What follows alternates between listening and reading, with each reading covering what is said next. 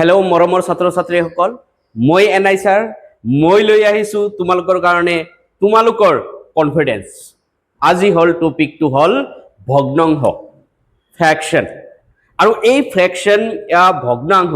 তোমালোকে যদি নিউমেৰিকেল কৰিব যোৱা, তোমালোকে যেতিয়া গণিত কৰিব যাবা, তেতিয়া সব জায়গাতে প্ৰায় লাগে। আৰু সেইকাৰণে এই টপিকটো বহুত ইম্পৰ্টেণ্ট হয়। তোমালোকে ক্লাছ 10ত, ক্লাছ 9ত, ক্লাছ 8ত আৰু এডিআৰ এক্সামে কোৱা, তাৰপিছত টেট এক্সামে কোৱা, যিমান এক্সাম আছে বেছিক এইবিলাক তোমালোকৰ লাগিবই। আৰু মই যেনেকুৱাকে শিকাম না, আজিলৈকে তোমালোকে ইউটিউবত নাপাবা। ইমান ইজি মেথডত শিকাম আৰু ইমান লাহে লাহেকে শিকাম, তোমালোকে যাতে এইটো বুজি পোৱা ভালকে।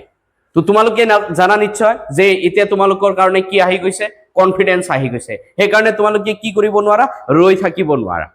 সেইকাৰণে তোমালোকৰ ভিতৰত যিটো কনফিডেন্স, সেই কনফিডেন্সটো আমি লৈ আহিছো। তোমালোকে আমাৰ লগত কষ্ট কৰিব লাগিব, আৰু কষ্ট যদি নকৰো তেতিয়াহ'লে কিন্তু একো নহ'ব। কষ্ট কৰিবই লাগিব। সাকসেস হ'বলৈ হ'লে তোমালোকে কষ্ট কৰিব লাগিব। সেইকাৰণে আজি তোমালোকক মই যিটো টপিক লৈ আহিছো, সেই টপিকটো গণিতত সদায় লাগিব। আৰু এই টপিকটো যদি তোমালোকে ভালকে কৰা, তেতিয়াহ'লে গণিতত তোমাৰ ইমান ইজি হ'ব, ইমান সহজ হ'ব, তোমালোকে ভবাতকে বেছি সহজ হৈ যাব। বুজি পাইছা? সেইকাৰণে তোমালোকে বহুত ভালকে পঢ়িব লাগিব কিন্তু। আৰু এই কিছুমান এনেকুৱা পইণ্ট মই দেখাম, তোমালোকে কেতিয়াও দেখাই নাই, কেতিয়াও শুনাই নাই, এনেকুৱা পইণ্ট দেখাম। আৰু এইকেইটা যদি ট্ৰিক্স তোমালোকে গম পোৱা, তেতিয়াহ'লে ক'বা যে নহয় ইমান সহজ নে সঁচাকে, গণিত ইমান সহজ আছিল নে সঁচাকে। সেইকাৰণে তোমালোকে ভালকে পঢ়িব লাগিব। সহজ লাগিবই, কিয়? কাৰণ এতিয়া তোমালোকৰ কনফিডেন্স আহি গৈছে। এতিয়া তোমালোকৰ কনফিডেন্স আহি গৈছে, এতিয়া তুমি কি কৰিব লাগিব, কলম আৰু কপি লৈ কেনে তোমালোকে বহা। যদি আমি কলম আৰু কপি নলওঁ, তেতিয়াহ'লে আমি কি কৰিম, ভিডিঅ'বিলাক চাই থাকিম, তাৰপিছত একো প্ৰেক্টিচ নকৰো, তেতিয়া আমাৰ মনতে নাথাকিব। তেতিয়া ক'বা যে কি পঢ়িলো, মোৰ দেখোন মনতে নাথাকে। কিন্তু এটা কথা, তোমালোকে যদি নিলিখা, তেতিয়াহ'লে তোমালোকৰ মনত নাথাকিব। সেইকাৰণে মই যিমানখিনি মই ইয়াতে শিকাই আছো, সেইবিলাক তোমালোকে লিখিবা। যিমান লিখিবা সিমান মনত থাকিব। সো এতিয়া ষ্টাৰ্ট কৰোঁ আৰু না কি কোৱা? বহুত কথা পাতিলো, সো আমি এতিয়া ষ্টাৰ্ট কৰি দিওঁ। আৰু চোৱা, আজিৰ টপিকত যিমানখিনি ডিছকাছ কৰা হ'ব, সেইখিনি বহুত গুৰুত্বপূৰ্ণ হয়। কাৰণ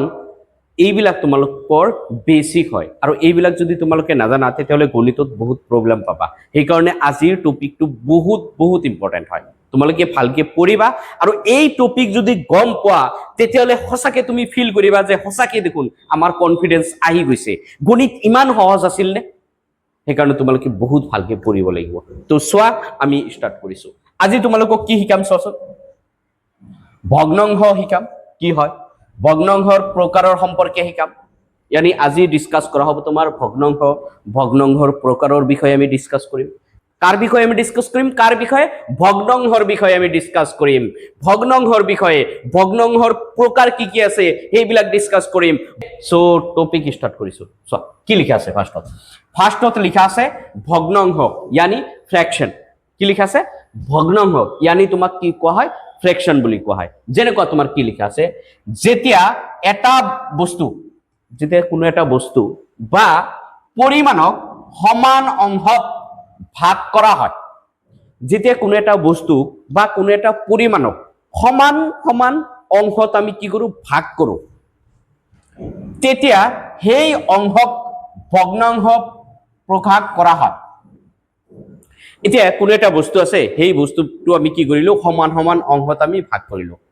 যদি ভাগ কৰো, সেইটো আমি কি কৰিব পাৰো, ভগ্নাংশ আকাৰত আমি প্ৰকাশ কৰিব পাৰো। যেনেকুৱা সাপোজ এক্সাম্পল লৈ লৈছো, এটা আমি ৰুটি লৈছো, ঠিক আছে। এটা আমি কি লৈছো, ৰুটি লৈছো। ইয়াতে আমি ৰুটি লৈছো। এতিয়া এই ৰুটিটোক আমি 4টা ভাগত ভাগ কৰিছো। এটা, এইটো 4টা। চোৱা, 1 2 3 4। ৰুটি কেইটা আছিল? এটা আছিল। চোৱা, ৰুটি কেইটা আছিল? এটা ৰুটি আছিল। আমি ভাগ কৰিছো কেইটাত? 4টা। সমান অংশত ভাগ কৰিছো, ঠিক আছে। তেতিয়াহ'লে যদি আমি ইয়াৰ পৰা এটা অংশ লওঁ, সাপোজ মই কি কৰিলো, ইয়াৰ পৰা এটা অংশ ললো, এইটো অংশ লৈ ললো, ঠিক আছে। ৰুটিৰ মই এটা অংশ খাইছো। কেইটা অংশ খাইছো? এটা অংশ। তেতিয়াহ'লে মই ইয়াতে লিখিম 1। কেইটা খাইছো? এটা। ডিভাইডেড বাই টোটেল কেইটা ভাগ কৰিছো চাৰিটা চাৰিটা এইটোকে কোৱা হয় ভগ্নাংশ বুলি কোৱা হয় বুজি পাইছা ভাগ কৰিছিলো কেইটা চাৰিটা এটা ৰুটিক চাৰিটা ভাগ কৰিছো তাৰে মই কেইটা খাইছো তাৰে মই খাইছো এটা সাপোজ এজন স্টুডেন্ট হয় সেই স্টুডেন্টে কি কৰিছে ইয়াতে আমি ৰুটি কেইটা ভাগ কৰিছিলো চাৰিটা ভাগ কৰিছিলো চাৰিটা ভাগৰ দুটা ভাগ সাপোজ দুটা ভাগ চাৰিটা ভাগৰ কেইটা ভাগ দুটা ভাগ এই স্টুডেন্টে খাইছে এই দুটা ভাগ এই স্টুডেন্টে খাইছে চোৱা এই দুটা ভাগ এই স্টুডেন্টে খাইছে তেতিয়াহ'লে ইয়াত আমি ভগ্নাংশ কেনেকুৱাকে লিখিম কেইটা ভাগ খাইছে দুটা এই স্টুডেন্টে কেইটা ভাগ খাইছে দুটা খাইছে চোৱা দুটা ভাগ খাইছে দুটা ভাগ খাইছে यानी কেইটা ভাগৰ চাৰিটা ভাগৰ দুটা ভাগ খাইছে ঠিক আছে এটো আমি ভগ্নাংশৰ ৰূপত আমি লিখিলো সাপোজ আৰু এজন স্টুডেন্ট সাপোজ তোমাৰ x এজন স্টুডেন্ট আছে সেই স্টুডেন্টে কি কৰিছে হিও কি কৰিছে হিও এটা ভাগ খাইছে এটা এটা এটা এটা এটা তেতিয়ালে ইয়াক আমি কি লিখিম ইয়াত আমি লিখিলো এটা ভাগ খাইছে কেইটা ভাগ কৰিছিলো চাৰিটা ভাগ কৰিছিলো চাৰিটা ভাগৰ এটা ভাগ খাইছে তো এনেকুৱা অংশত এনেকুৱা ভাগত লিখিছো না নাই সমান সমান ভাগ লিখিছো এনেকুৱা লিখিলে আমি কি কও ভগ্নাংশ বুলি কও মানে কিমান খাইছে কিমান অংশ কৰিছিলো কিমান অংশৰ কিমান খাইছে হেতুৱে ইয়াতে দেখাইছো আমি ক্লিয়াৰ হৈছে সাপোজ আৰু এটা লৈ লৈছো সাপোজ ইয়াতে এটা বস্তু সাপোজ এনেকুৱা আছে মই এই বস্তুটোক এটা কাম কৰিলো এই বস্তুটো মই ইয়াতে এটা দুটা এইটো এইটো ভাগ কৰিলো এটা বস্তু যিকোনো এটা বস্তু লৈ লোৱা ঠিক আছে সাপোজ এটা কেকক আমি কি কৰিছো ভাগ কৰিছো কেইটা ভাগ কৰিছো 1 2 3 4 5 6 7 8 यानी এটা কেকক আমি কেইটা ভাগ কৰিছো 8টা ভাগ কৰিছো তাৰ মানে 8 এতিয়া সাপোজ তুমি এটা কাম কৰিলা ইয়াৰ পৰা এটা কেকৰ কেইটা ভাগ খাই গলা সাপোজ তুমি 3টা ভাগ খাই দিছা কেইটা ভাগ খাই দিছা 3টা ভাগ খাই দিছা তেতিয়ালে টোটাল কেইটা আছিল 8টা আছিল খাইছা কেইটা 3টা টোটাল কেইটা আছিল 8টা ভাগ কৰিছিল না নাই খাইছা কেইটা 3টা খাইছা সেইকাৰণে ইয়াতে কি লিখিছো 3/8 খাইছা কেইটা 3টা আৰু ইয়াক লিখিছো তোমাৰ কি 3/8 হৈছে সাপোজ আৰু এজন ফ্ৰেন্ডে কি কৰিছে আৰু এজন ফ্ৰেন্ডে এটা কাম কৰিছে কি বলে আহি কেনে একেবাৰে পুৰা খাই দিছে কেইটা দুটা খাইছে কেইটা খাইছে দুটা খাইছে তেতিয়ালে ইয়াৰ ভাগৰ যেটো হেতু আমি ভগ্নাংশত কেনেকুৱাকে লিখিম যে কেইটা খাইছে দুটা খাইছে কিমান ভাগ কৰিছিলো 8 ভাগ কৰিছে আৰু এজন ফ্ৰেন্ড আহি কেনে হি কেইটা খাইছে সাপোজ তোমাৰ এটা খাইছে সাপোজ ইয়াৰ পৰা এটা লৈ লৈছে কেইটা খাইছে এটা খাইছে টোটাল ভাগ কেইটা আছিল 8টা ভাগ আছিল তেতিয়ালে তোমাৰ গুটেই কেকৰ কিমান অংশ খাইছে গুটেই কেকৰ কিমান অংশ খাইছে হেইটো বুজাবলৈ আমি ভগ্নাংশ ৰূপত লিখো সোৱা ফাৰ্স্টত কেইটা খাইছে 3টা গুটেই কেকক আমি কেইটা ভাগ কৰিছিলো 8টা ভাগ কৰিছো তাৰ মানে গুটেই কেকৰ কিমান ভাগ খাইছে 3 ভাগ খাইছে 8টা যদি ভাগ কৰিছো তেতিয়ালে গুটেই কেকৰ কেইটা ভাগ খাইছে 3টা তাৰ পিছত ইয়াতে তোমাৰ আছে যে গুটেই কেকৰ কিমান অংশ খাইছে যে গুটেই কেকক যদি আমি এটা কাম কৰো 8টা ভাগ কৰো তাৰে বলে তোমাৰ কি কিমান অংশ খাইছে 2 অংশ খাইছে ঠিক আছে আৰু এজন ফ্ৰেন্ড লৈ লোৱা যে সাপোজ তোমাৰ আৰু এজন ফ্ৰেন্ড লৈ লোৱা যে ইয়াতে কি কৰিছে এই দুটা খাই পেলাইছে কেইটা খাইছে দুটা খাইছে তেতিয়ালে ডিভাইডেড বাই কিমান হ'ব 8 হ'ব সো ইয়াৰ পৰা আমি গম পালো যে ফা এইটো আমি ভগ্নাংশত লিখিলো ভগ্নাংশ ৰূপত কিয় লিখিলো কাৰণ এটা কেকৰ কিমান অংশ খাইছে হেইটো বুজাবলৈ আমি কি কৰিছো ভগ্নাংশ ৰূপত লিখিছো ঠিক আছে কেইটা লাষ্টত কেইটা খাইছে লাষ্টত খাইছে দুটা ভাগ কেতিয়া যেতে কেকক আমি কি কৰো কেকক আমি 8টা ভাগ কৰো তেতিয়া কি কৰিছে দুটা ভাগ হে খাইছে ইয়াতে কেকৰ কেইটা ভাগ খাইছে 3টা ইয়াতে কেইটা দুটা ইয়াতে কেইটা এটা ইয়াতে কেইটা দুটা ভাগ খাইছে বুজি পাইছা ক্লিয়াৰ হৈছে ওকে তো নেক্সট আৰু সোৱা সাপোজ তোমাৰ এটা কাম কৰিছো আৰু তোমাৰ এটা লৈ লোৱা সাপোজ এটো এটা কাম কৰা ইয়াতে আমি লৈ লৈছো ইয়াতে আমি ফাৰ্স্টত কেইটা ভাগ কৰিছো দুটা ভাগ কৰিছো 1 2 সাপোজ এটা আইসক্ৰিম আছে এই আইচক্ৰীমক আমি কেইটা ভাগত ভাগ কৰিছো দুটা ভাগত ভাগ কৰিছো তো কোনোবা ফ্ৰেণ্ড এজনে আহি কিনে ই কি কৰিছে এই ফাৰ্ষ্ট পাৰ্টটো খাই দিছে চ ফাৰ্ষ্ট পাৰ্টটো খাই দিছে ইয়ানি ইয়াত আমি কম 1 বাই কিমান কম 2 বুলি কম না নাই কেইটা ভাগ কৰিছিলো দুটা ভাগ কৰিছিলো তাৰে কেইটা খাইছে এটা খাইছে তেতিয়ালে এইখিনি বুজাবলৈ কিমান অংশৰ ভিতৰত কিমান খাইছে সেইখিনি বুজাবলৈ আমি কি কৰিছো ভগ্নাংশ ৰূপত লিখিছো এইখিনি আমি বুজি পালো যে ভগ্নাংশ কি হয় কেনেকুৱাকে লিখো আমি সো ইয়াতে চোৱা ভগ্নাংশৰ ৰূপ ভগ্নাংশ আমি কেনেকুৱাকে লিখো a বাই b ভগ্নাংশ আমি কেনেকুৱাকে লিখো a বাই b ঠিক আছে a বাই b এক কি বুলি কোৱা হয় এক কোৱা হয় লব এক কোৱা হয় তোমাৰ কি লব এক কোৱা হয় তোমাৰ কি লব এটু ওপৰটো আমি কি বুলি কও লব বুলি কও আৰু বিক আমি কি বুলি কও হৰ বিক আমি কি বুলি কও হৰ বুলি কও यानी তোমাৰ 2/5 লিখিলো 2/5 লিখিলো তেতলে ইয়াৰ এ কোনটো হ'ব এ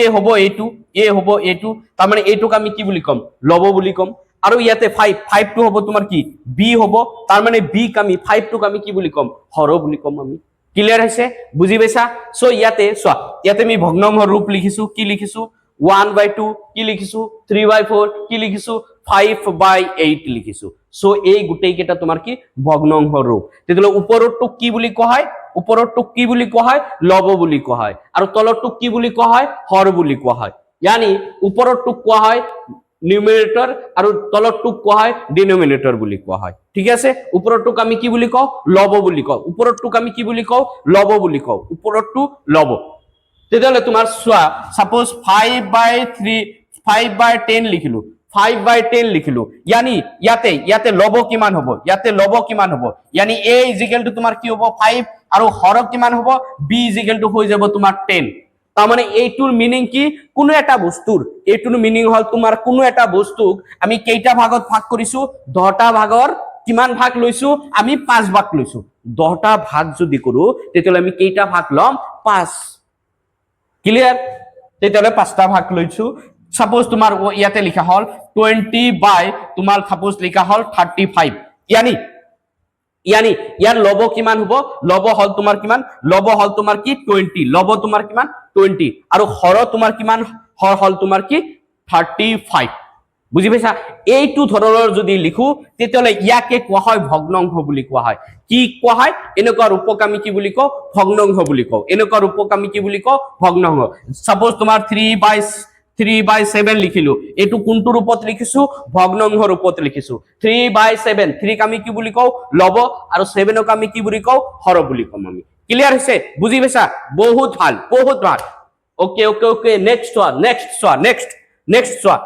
সাপোজ ইয়াতে আমি কৈ দিছো যে 27/58 यानी ইয়াতে তোমাৰ a এৰ মান কিমান হ'ব এৰ মান হ'ব কিমান 27 আৰু b এৰ মান তোমাৰ কিমান হ'ব 58 তাৰ মানে a এর মান হ'ব এক আমি কি বুলি কম এক আমি কি বুলি কম এক কম আমি লব বুলি কম কি বুলি কম লব বুলি কম আৰু ইয়াতে বি আমি কি বুলি কম হৰ বুলি কম বি আমি কি বুলি কম হৰ বুলি কম আমি ক্লিয়াৰ হৈছে বুজি পাইছা তাৰ মানে ওপৰটো আৰু তলৰটো এনেকুৱা আকৃতিৰ যদি লিখো তেতিয়ালে এইটোকে কোৱা হ'ব ভগ্নাংশ বুলি কোৱা হ'ব আৰু এটা एग्जांपल কোৱা সাপোজ 2/3 ভগ্নাংশ ৰূপ আৰু এটা एग्जांपल কোৱা সাপোজ 5/7 এটো ভগ্নাংশ ৰূপত হৈছে সো 2/3 ভগ্নাংশ ৰূপ 5/7 ভগ্নাংশ ৰূপ আৰু এটা কোৱা সাপোজ 75 বাই তোমাক কোৱা হল দে 100 এটো তোমাৰ কি হ'ব ভগ্নাংশ ৰূপ হ'ব বুজি পাইছা নে বুজি পোৱা নাই বহুত ভাল গুড ভেৰি গুড নেক্সট সোয়া ইয়াতে তোমাৰ কি হৈ আছে 20 বাই যদি আমি কৈ দিও যে 20/42 এটো তোমাৰ কি হ'ব ভগ্নাংশ ৰূপত হ'ব তেতিয়ালে এইটো 22 তোমাক কি কোৱা হ'ব 22 কোৱা হ'ব হৰ লব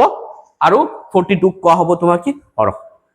বুজি পাইছা यानी নাম্বাৰ লিখোতে আমি কেনেকুৱা ধৰণৰ লিখো আমি ডিজাইনটো কেনেকুৱা হ'ব ডিজাইনটো সদায় হ'ব a/b ডিজাইনটো কেনেকুৱা হ'ব a/b ঠিক আছে সাপোজ তোমাক লিখা হল যে 25 অকল 25 লিখছো ইয়াতে কিমান লিখিছো 25 সাপোজ তোমাক লিখা হৈছে 2 কিন্তু এটা কথা মনত ৰাখিবা ইয়াতে 25 ৰ তলত সদায় 1 থাকে যিকোনো সংখ্যাৰ তলত সদায় কিমান থাকে 1 থাকে তাৰ মানে ইকুৱেল টু 25 ইকুৱেল টু আমি ক'ব পাৰো 25/1 বুলি ক'ব পাৰোঁ আমি টুৰ তলতো কিমান থাকিব 1 থাকিব ইয়ানি 2 বাই তোমাৰ কি হ'ব 1 হ'ব তাৰ মানে প্ৰত্যেকটো সংখ্যাৰ হৰ তোমাৰ কি হয় 1 হয় প্ৰত্যেকটো সংখ্যাৰ হৰ তোমাৰ কি হয় 1 হয় ইয়াতে 1 দি আছে ইয়াতে 1 দি আছে বুজি পাইছা ক্লিয়াৰ হৈছে সো ইয়াতে চোৱা আৰু এটা চোৱা ইয়াতে আৰু এটা চোৱা সাপোজ তোমাৰ দিয়া আছে 72 দিয়া আছে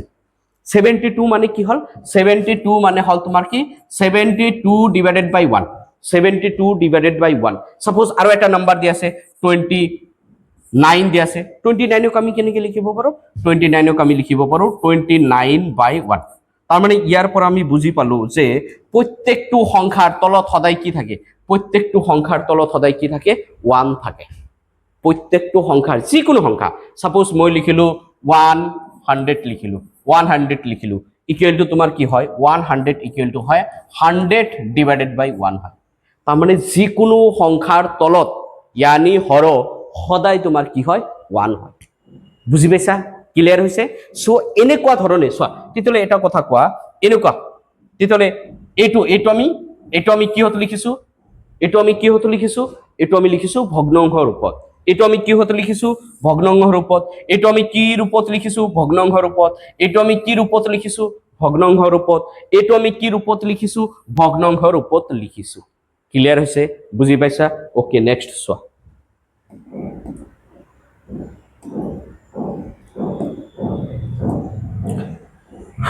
এতিয়া ভগ্নাংশৰ কিমান প্ৰকাৰ আছে ফাৰ্স্ট ইয়াতে চোৱা এতিয়া আমি চাম যে ভগ্নাংশৰ প্ৰকাৰ কেইটা আৰু কি কি হেকেটা চাইছো না কি কোৱা হ'ব চাই দিও আৰু সো ইয়াতে লিখা আছে ভগ্নাংশৰ অংশম চোৱা উদাহৰণ 3/, কিমান লিখা আছে 3/5 লিখা আছে ইয়াতে কি লিখা আছে 3/5 তেতিয়ালে 3 নাম্বাৰটো তোমাৰ কি হ'ব লব হ'ব 3 নাম্বাৰটো তোমাৰ কি হ'ব লব আৰু 5 নাম্বাৰটো তোমাৰ কি হ'ব হৰ হ'ব 5 নাম্বাৰটো তোমাৰ কি হ'ব হৰ হ'ব অৰ্থাৎ 5টা সমান মানে 5টা সমান অংশৰ ভিতৰত 3টা অংশ তাৰ মানে 5টা সমান অংশৰ ভিতৰত 3টা অংশ তাৰ মানে তোমাক কি কৈছে যে সাপোজ তোমাৰ লিখা হয় ইয়াতে কি লিখিছে 3/5 মানে কি 3/5 এটোৰ মিনিং হল তোমাৰ কি যে 5টা সমান অংশৰ কেইটা অংশ 5টা সমান অংশৰ কেইটা অংশ 3টা অংশ বুজি পাইছা ইয়াতে এটো মানে কি 3/5 মানে কি টোটাল কিমান ভাগ কৰিছো 5 5টা সমান অংশৰ কেইটা অংশ 3টা সাপোজ তোমাক এটো কোৱা হল যে 27 বাই তোমাক কোৱা হল যে 100 এটোৰ মানে কি এটোৰ মানে হল 100টা সমান অংশৰ কেইটা 100টা সমান অংশৰ কেইটা অংশ আমি লৈছো 27টা অংশ লৈছো আমি 27টা সমান অংশ লোৱা হৈছে বুজি পাইছা এটোৰ মানে কি যে 100টা সমান অংশৰ এটো মানে কি এটো মানে হল 100টা সমান অংশৰ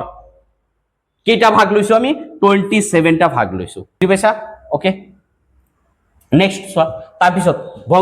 ভগ্নাংশৰ প্ৰকাৰ কি কি এক নম্বৰ প্ৰকৃত ভগ্নাংশ এক নম্বৰ তোমাৰ কি হয় প্ৰকৃত ভগ্নাংশ यानी তোমাৰ কি হয় প্ৰপাৰ ফ্ৰেকশন তোমাৰ কি হয় চোৱা যত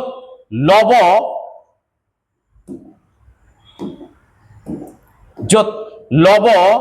লেস দেন হৰ তাৰ মানে তোমাৰ সাপোজ কিবা এটা বস্তু তুমি 100টা ভাগ কৰিছা 100টা ভাগৰ তুমি 78টা ভাগ লৈছা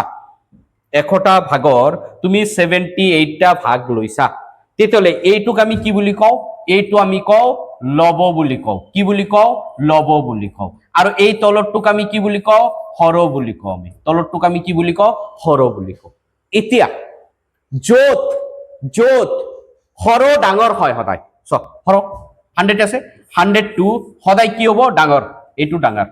আৰু এইটো তোমাৰ কি হ'ব লবটো সদায় কি হ'ব লবটো সদায় সৰু হ'ব যত আমি কব পাৰো যে লবটো সদায় কি হ'ব লবটো সদায় সৰু হ'ব আৰু হৰটো সদায় ডাঙৰ হ'ব হৰটো সদায় কি হ'ব ডাঙৰ হ'ব আৰু লবটো কি হ'ব সৰু হ'ব এনেকুৱা ৰূপত যদি আমি লিখো হেইটোৰ নাম হল প্ৰকৃত ভগ্নাংশ বুজি পাইছা তাৰ মানে লব মানে কি ওপৰটো সদায় সৰু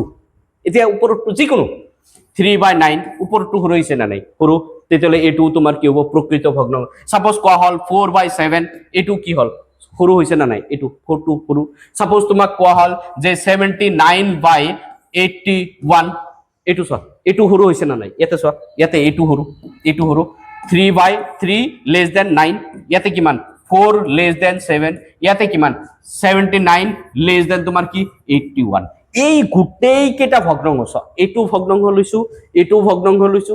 এটো ভগ্নাংশ লৈছো কিন্তু ইয়াতে কি হৈ আছে ইয়াতে লব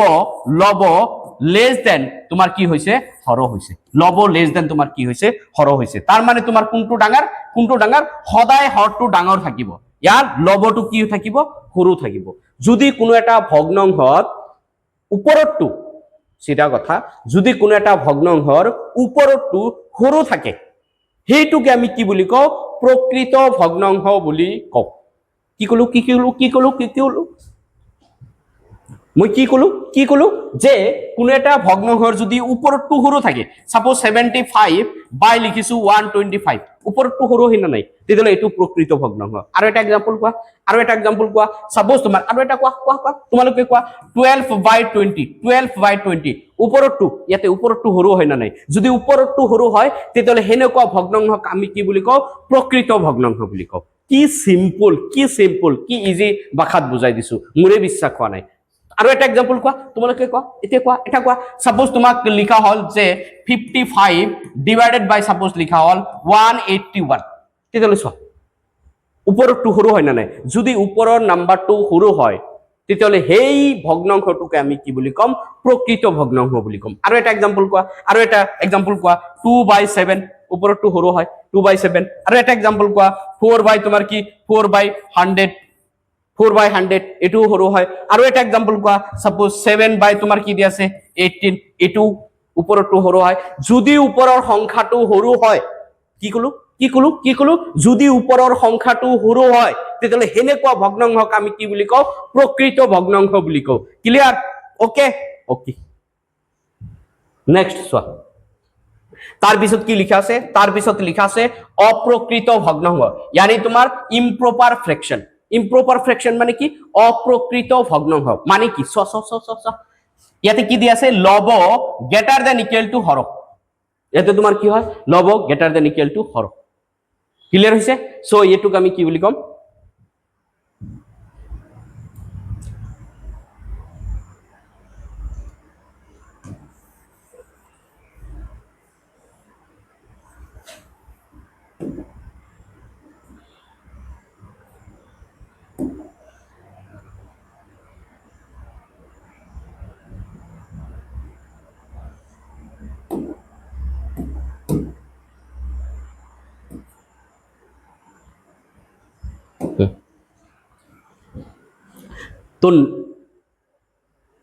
তো নেক্সট সোয়া কি দি আছে অপ্রকৃত ভগ্নাংশ yani অপ্রকৃত ভগ্নাংশ মানে কি সোয়া সিম্পল যত লব গ্রেটার দ্যান তোমার কি হবে হর লব গ্রেটার দ্যান তোমার কি হবে হর হবে তৃতীয় তাক কি বলি কম অপ্রকৃত ভগ্নাংশ বলি কম কি কম অপ্রকৃত ভগ্নাংশ বলি কম আমি ঠিক আছে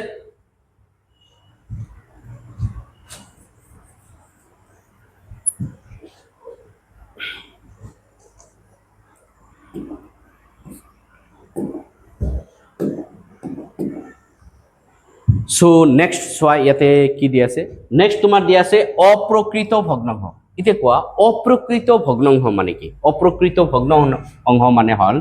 লব গ্রেটার দ্যান ইকুয়াল টু হর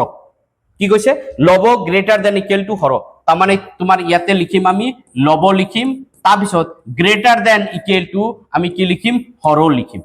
তেতিয়ালে এইটুক এনেকুৱা থাকিলে তেতিয়ালে এনেকুৱা যদি থাকে ভগ্নাংশত যে তোমাৰ কি হয় লবটো সদায় ডাঙৰ যদি হয় আৰু হৰটো যদি সৰু হয় তেতিয়ালে নহলে সমান হয় তেতিয়ালে এনেকুৱা ধৰণে লিখিলে হেতুকে কোৱা হ'ব অপ্ৰকৃত ভগ্নাংশ বুলি কোৱা হ'ব ক্লিয়াৰ হৈছে ইতে সিম্পল ভাষাত যদি কব যাও যে ওপৰটো যদি ডাঙৰ হয় কি কলো ওপৰটো যদি ডাঙৰ হয় নহলে সমান হয় তেতিয়াহ'লে সেনেকুৱা ভগ্নাংশক আমি কি বুলি কওঁ অপ্ৰকৃত ভগ্নাংশ বুলি ক'ম যেনেকুৱা চোৱা কি লিখা আছে 5/3 ওপৰতটো ডাঙৰ হৈছে না নাই ওপৰতটো ডাঙৰ হৈছে না নাই চোৱা 5/3 5 গ্ৰেটাৰ দেন তোমাৰ কি হৈছে 3 হৈছে ওপৰতটো ডাঙৰ হৈছে চোৱা ওপৰতটো ডাঙৰ হৈছে সেইকাৰণে ইয়াক আমি কি বুলি ক'ম অপ্ৰকৃত ভগ্নাংশ বুলি ক'ম আৰু এটা এক্সাম্পল লোৱা কি কৰিব লাগিব ওপৰতটো সদায় ডাঙৰ থাকিব লাগিব সাপোজ তোমাৰ 77 সাপোজ তোমাক লিখা হৈছে 27 তাৰ পিছত তলত লিখিলো সাপোজ আমি লিখিলো 20 তলত লিখিলো আমি কিমান লিখিছো 20 তেতিয়ালে ওপৰতটো ডাঙৰ হৈছে ইয়ানি ইয়াৰ পৰা আমি লিখিছো যে 27 গ্ৰেটাৰ দ্যান তোমাৰ কি হৈছে 20 হৈছে তেতিয়া এইটো এটা ভগ্নাংশত লিখিছো যদি ওপৰতটো যদি ডাঙৰ হয় তেতিয়ালে এনেকুৱা ভগ্নাংশক আমি কি বুলি ক'ম অপ্ৰকৃত ভগ্নাংশ বুলি ক'ম ক্লিয়াৰ হৈছে বুজি পাইছা ওকে সো আৰু এটা এক্সাম্পল কোৱা সাপোজ 7/2 তোমাৰ 2 এতে কিমান 7/2 ওপৰতটো ডাঙৰ হৈছে তাৰ মানে 7 গ্ৰেটাৰ দ্যান তোমাৰ কি হৈছে 2 হৈছে তাৰ মানে এইটো ধৰণৰ এনেকুৱা এইটোক আমি কি বুলি কওঁ অপ্ৰকৃত ভগ্নাংশ বুলি ক'ম কিয় ক'ম কাৰণ ওপৰতটো ইয়ানি লব সদায় কি হয় হৰতকে ডাঙৰ হয় ক্লিয়াৰ বুজি পাইছা ওকে সো আৰু এটা এক্সাম্পল কোৱাচোন অপ্ৰকৃত ভগ্নাংশৰ এটা এক্সাম্পল কোৱা তোমালোকে ঠিক আছে তোমালোকে কৈছা 81 বাই তোমাৰ কি 50 ওপৰতটো ডাঙৰ হয় অপ্ৰকৃত হ'ব আৰু এটা এক্সাম্পল কোৱা আৰু এটা এক্সাম্পল কোৱা সাপোজ তোমাৰ 550 ডিভাইডেড বাই সাপোজ লিখা আছে তোমাৰ 351 সাপোজ তেতিয়ালে ওপৰতটো ডাঙৰ হৈছে না নাই যদি ওপৰতটো ডাঙৰ হৈছে তেতিয়ালে এনেকুৱা ধৰণৰ ভগ্নাংশক আমি কি বুলি ক'ম অপ্ৰকৃত ভগ্নাংশ বুলি কোৱা হয় ঠিক আছে সো ইয়াৰ পৰা আমি বুজি পালো যে অপ্ৰকৃত ভগ্নাংশ মানে কি হয় যে ওপৰতটো যদি ডাঙৰ হয় নহলে সমানটো চোৱা সাপোজ তোমাৰ দিয়া আছে যে 100/100 এইটোক আমি কি বুলি ক'ম অপ্ৰকৃত ভগ্নাংশ বুলি ক'ম আৰু এটা কোৱা সাপোজ লিখা আছে যে 1000 ডিভাইডেড বাই 1000 এইটো তোমাৰ কি হ'ব অপ্ৰকৃত ভগ্নাংশ বুলি কোৱা হ'ব সাপোজ আৰু এটা লিখা যে অপ্ৰকৃত ভগ্নাংশ সাপোজ এনেকুৱা লিখা আছে যে 29 ডিভাইডেড বাই তোমাৰ কিমান হয় 29 তেতিয়ালে এইটোকো তোমাৰ কি কোৱা হ'ব অপ্ৰকৃত ভগ্নাংশ বুলি কোৱা হ'ব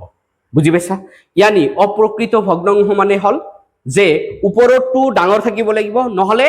সমান থাকিব লাগিব তেতিয়া এনেকুৱা ধৰণৰ ভগ্নাংশক আমি কি বুলি ক'ম অপ্ৰকৃত ভগ্নাংশ বুলি ক'ম ক্লিয়াৰ হৈছে বুজি পাইছা ওকে তো নেক্সট চোৱা তাৰ পিছত মিশ্ৰ ভগ্নাংশ কি বুলি লিখা হৈছে মিশ্ৰ ভগ্নাংশ ইয়ানি তোমাৰ মিক্স ফ্ৰেকশন তো মিশ্ৰ ভগ্নাংশ মানে কি হয় চোৱা তো মিশ্ৰ ভগ্নাংশ মানে কি হয় চোৱা এটা পূৰ্ণ সংখ্যা এটা কি থাকিব লাগিব পূৰ্ণ সংখ্যা থাকিব লাগিব আৰু এটা প্ৰকৃত ভগ্নাংশৰ সমষ্টি কি কথা কৈছে এটা পূৰ্ণ সংখ্যা এটা কি থাকিব লাগিব পূৰ্ণ সংখ্যা থাকিব লাগিব আৰু এটা যদি প্ৰকৃত ভগ্নাংশৰ সমষ্টি থাকে দুটা বস্তু থাকিব লাগিব এটা হল পূৰ্ণ সংখ্যা থাকিব লাগিব আৰু এটা হল প্ৰকৃত ভগ্নাংশ থাকিব লাগিব এই দুটা একেলগে কি বুলি কোৱা হয় মিক্স ফ্ৰেকশন বুলি কোৱা হয় ঠিক আছে এতিয়া সাপোজ এটা পূৰ্ণ সংখ্যা 2 লৈছো প্লাস আৰু এটা কি প্ৰকৃত সাপোজ মই পূৰ্ণ সংখ্যা 3 লৈছো আৰু এটা প্ৰকৃত ভগ্নাংশ কোৱা প্লাস দি কেনে কৈ দিছো প্ৰকৃত ভগ্নাংশ 1/3 সো 1/3 প্ৰকৃত ভগ্নাংশ মানে কি আছিল যাৰ ওপৰতটো সৰু আছে না নাই প্ৰকৃত ভগ্নাংশ এই দুটাক একেলগে আমি এনেকুৱাকে লিখো 3/1/3 এনেকুৱা লিখিলে এনেকুৱা ৰূপত লিখিলে তেতিয়াহলে তাক কি বুলি কম তাক কম আমি মিক্স ফ্ৰেকশন তাক কি বুলি কম আমি এনেকুৱা যদি লিখো তেতিয়াহলে তাক আমি কি কম ফিক্স ফ্ৰেকশন বুলি কম আমি ক্লিয়াৰ হৈছে সো ইয়াতে এক্সাম্পল চোৱা 2/1/3 5 2/7 আৰু এক্সাম্পল কোৱা চোৱা যে এটা কি থাকিব লাগিব চোৱা ইয়াতে কি থাকিব লাগিব এটা পূৰ্ণ সংখ্যা 3 এটা পূৰ্ণ সংখ্যা হয় 3 এটা পূৰ্ণ সংখ্যা হয় চোৱা 3 এটা পূৰ্ণ সংখ্যা হয় আৰু কি থাকিব লাগিব এটা প্ৰকৃত ভগ্নাংশ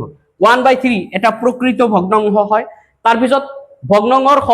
সমষ্টি মানে যোগফল সমষ্টি মানে কি যোগফল এই দুটা যোগ কৰি কিনে যেটো পাইছো এইটোকে কোৱা হ'ব প্ৰকৃত ভগ্নাংশ আৰু কোৱা কি থাকিব লাগিব এটা কি থাকিব লাগিব এটা থাকিব লাগিব পূৰ্ণ সংখ্যা সাপোজ তোমাৰ পূৰ্ণ সংখ্যা লিখা হৈছে 70 এটা কি থাকিব লাগিব পূৰ্ণ সংখ্যা সাপোজ তোমাৰ পূৰ্ণ সংখ্যা লিখা হৈছে 27 প্লাস আমি দি দিলো সাপোজ 2/9 তেতিয়াহ'লে চোৱা এইটো এটা পূৰ্ণ সংখ্যা আৰু এইটো হল তোমাৰ কি প্ৰকৃত ভগ্নাংশ এই দুটাক একেলগে আমি লিখো কিমান 27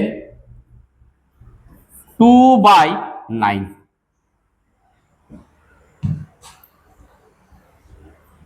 তেতিয়াহ'লে চোৱা সো নেক্সট আমি চাইছো যে তোমাৰ কিমান 28 এটা পূৰ্ণ সংখ্যা এক নম্বৰ এটা পূৰ্ণ সংখ্যা থাকিব লাগিব আমি লিখিছো প্লাস আৰু এটা কি থাকিব লাগিব প্ৰকৃত ভগ্নাংশৰ এটা এক্সাম্পল কোৱা সাপোজ 3/12 3/13 ধৰি লও ঠিক আছে 3/13 তেতিয়াহ'লে এই দুটাক আমি যদি একেলগে লিখো একেলগে কেনেকৈ লিখিম 28 ওপৰত হ'ব 3 তলত হ'ব তোমাৰ কি 13 এনেকুৱা লিখিলে আমি কি বুলি কম এনেকুৱা লিখাটোকে আমি কি বুলি কম মিক্স ফ্ৰেকশন বুলি কম यानी মিশ্ৰ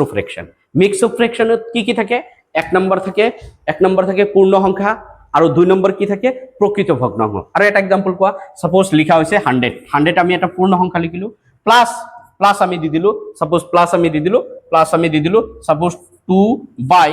দিয়া হল তোমাৰ 11 তেতিয়াহ'লে এই দুটাক আমি কেনেকৈ লিখিম 100 2/11 এইটোকে কোৱা হ'ব মিশ্ৰ ভগ্নাংশ ঠিক আছে এটা পূৰ্ণ সংখ্যা দি আছে আৰু এটা কি দি আছে আৰু এটা দি আছে প্ৰকৃত ভগ্নাংশ যেটো এই দুটা একেলগে আমি কি বুলি কম মিশ্ৰ ভগ্নাংশ বুলি কম আমি ক্লিয়াৰ হৈছে বুজি পাইছা আশা কৰো তোমালোকে বহুত ভালকে বুজি পাই আছা কাৰণ এতিয়া তোমালোকৰ কনফিডেন্স আহিছে না নাই ভিতৰৰ পৰা আহিছে না নাই যদি সঁচাকে আহিছে তেতিয়াহ'লে তোমালোকে কি কৰিব লাগিব শেয়াৰ কৰিব লাগিব ওকে সো নেক্সট আৰু এটা एग्जांपल কোৱা যে তোমাৰ যিকোনো নাম্বাৰ এটা কোৱা 2817 এটো প্লাস এটো এটা পূৰ্ণ সংখ্যা হয় ইয়াৰ পৰা আমি কি কৰিলো এটা ভগ্নাংশ এড কৰিলো সাপোজ এটো লিখিলো মই 57 বাই তোমাক দিয়া হল 89 তেতে এই দুটাক আমি একেলগে কৰি দিও একেলগে যদি লিখো আমি কিমান হ'ব 2817 ইয়াতে ওপৰত কিমান আছে 57 তলত কিমান আছে 89 তেতিয়াহ'লে এইটো ধৰণে যে লিখিছো এনেকুৱা লিখিলে এই সংখ্যাটোক আমি কি বুলি কম মিশ্র ভগ্নাংশ বুলি কম আমি সমতুল্য ভগ্নাংশ নেক্সট কি লিখা আছে সমতুল্য ভগ্নাংশ এটা চোৱা সমতুল্য ভগ্নাংশ यानी ইকুইভ্যালেন্ট ফ্র্যাকশন সমতুল্য ভগ্নাংশ মানে কি সমান মান বুজাব ঠিক আছে বেলেগকে লিখিব পাৰো কিন্তু মানটো একে হেতুকে কোৱা হয় তোমাৰ কি সমতুল্য ভগ্নাংশ বুলি কোৱা হয় ঠিক আছে সো কি লিখা আছে যিবোৰ ভগ্নাংশৰ যিকোনো এটা ভগ্নাংশৰ মান একে তাৰ মানে মানটো কি হ'ব একে হ'ব যিকোনো ভগ্নাংশৰ মানটো কি হ'ব একে হ'ব হিয়তক সমতুল্য ভগ্নাংশ বোলা হয় মানটো একে কিন্তু লিখাৰ ধৰণটো বেলেগ হেতুকে আমি কি বুলি কওঁ সমতুল্য ভগ্নাংশ বুলি কওঁ যেনেকুৱা চ ইয়াতে কি লিখা আছে 1/2 চ 1/2 লিখা আছে 1/2 এই 1/2 আমি এনেকৈ লিখিব পাৰো 2/4 এটো হ'ব তাৰপিছত ইয়াতে আমি এনেকুৱাকে লিখিব পাৰো 3/6 এটো হ'ব তাৰপিছত এটোক আমি এনেকৈ লিখিব পাৰো 4/8 এটো দুইটাৰে গুটেই কেটাৰ মান কি হ'ব 1/1/1/2 ইয়াৰ তেতিয়ালে গুটেই কেটাৰ মান কিমান গুটেই কেটাৰ মান হল তোমাৰ কি 0.5 ঠিক আছে চ ইয়াক আমি বেলেগকে লিখিছো চ এটোক আমি কেনেকৈ লিখিছো 1/2 ইয়াক আমি নতুন ৰূপত লিখিলো কি লিখিলো 2/4 ইয়াক আমি নতুন ৰূপত লিখিলো কি লিখিলো 3/6 ইয়াক আমি নতুন ৰূপত লিখিলো কি লিখিলো 4/8 গুটেই কেটাৰ মান তোমাৰ কি হয় 0.5 হয় বুজি পাইছা এনেকুৱা ভগ্নাংশক এইটো গুটেই কেটা ভগ্নাংশক আমি কি বুলি কওঁ সমতুল্য ভগ্নাংশ বুলি কওঁ আমি যে সো নেক্সট এটা एग्जांपल চাইছো যে সাপোজ তোমাৰ দিয়া হৈছে 2/3 দিয়া হৈছে 2/3 তো ইয়াক যদি আমি লিখো সমতুল্য ইয়াৰ সমতুল্য তোমাৰ কি হ'ব ইয়াতে হ'ব 4 তোমাৰ কি হ'ব 6 হ'ব ঠিক আছে ইয়াৰ ওপৰ আৰু যদি লিখো তেতিয়ালে ইয়াতে তোমাৰ কি হ'ব 6 তোমাৰ কি হ'ব 9 হ'ব সাপোজ ইয়াৰ ওপৰত আৰু যদি লিখো আৰু লিখিব বিচাৰো তেতিয়ালে 8 তোমাৰ কিমান হ'ব 8 হ'ব 12 বুজি পাইছা সো ইয়াৰে প্ৰত্যেকটোৰে মান কিমান হয় প্ৰত্যেকটোৰে মান তোমাৰ কিমান হয় এইটো মানে হল তোমাৰ কি 0.66 এইটো মানে হল তোমাৰ কি 0.66 এইটো মানে হল তোমাৰ কি 0.66 এইটো মানে হল তোমাৰ কি 0.66 কিন্তু সকলোৰে মান সমান কিন্তু সকলোৰে মান এটোৰ মানো 0.66 এটোৰ মানো 0.66 এটোৰ মানো 0.66 আৰু এটোৰ মানো 0.66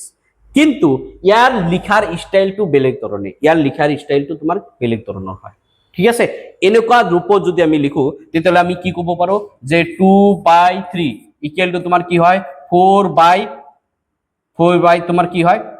6 তাৰপিছত ইকুৱেল টু তোমাৰ কিমান হ'ব 6/9 ইকুৱেল টু তোমাৰ কি হ'ব 8/12 ক্লিয়াৰ সো এইখিনি এনেকুৱা এই গুটেই কেটাক আমি কি বুলি কওঁ সমতুল্য ভগ্নাংশ বুলি কওঁ আমি বুজি পাইছা সো আৰু এটা एग्जांपल চাইছো চ আৰু এটা एग्जांपल এতিয়া সাপোজ তোমাৰ কোৱা হল যে 5 বাই সাপোজ দিয়া আছে 7 এটোৰ সমতুল্য লিখা তেতিয়ালে সমতুল্য ভগ্নাংশ লিখিব দিছে তেতিয়ালে তুমি এটা কাম কৰিবা 5/7 লিখিছা তাৰ লগত এটো ইনটু ওপৰত আৰু তলত দুয়েদি পূৰণ কৰা কিমান হ'ব 10 বাই কিমান হ'ব 14 এটা হল আৰু আৰু কাম কৰা আৰু লিখিব লাগে 5/3 ওপৰত আৰু তলত এটা কাম কৰা 3 দি মাল্টিপ্লাই কৰা কিমান হ'ব ওপৰত হ'ব 15 তলত হ'ব 21 ঠিক আছে আৰু লিখিব লাগে ইয়াৰ সমতুল্য তেতিয়ালে তোমাৰ কি হ'ব 5 বাই কিমান আছিল 7 আছিল ওপৰত 4 দি মাল্টিপ্লাই কৰা তলতো 4 দি মাল্টিপ্লাই কৰা কিমান পাবা 20 বাই তোমাৰ কিমান হ'ব 20 বাই হ'ব 28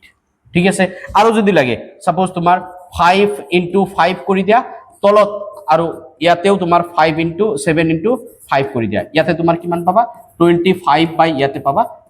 35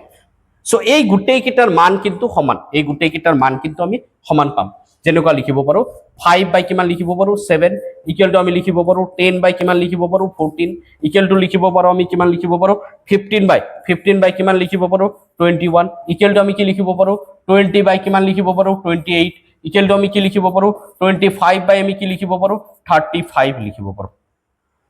বুজি পাইছা সো এই গুটেই কেটা তোমাৰ কি হয় এই গুটেই কেটা তোমাৰ সমতুল্য ভগ্নাংশ বুলি কোৱা হয় গুটেই কেটাৰ মান সমান কিন্তু ইয়াক বেলেগ বেলেগ ধৰণে আমি লিখিছো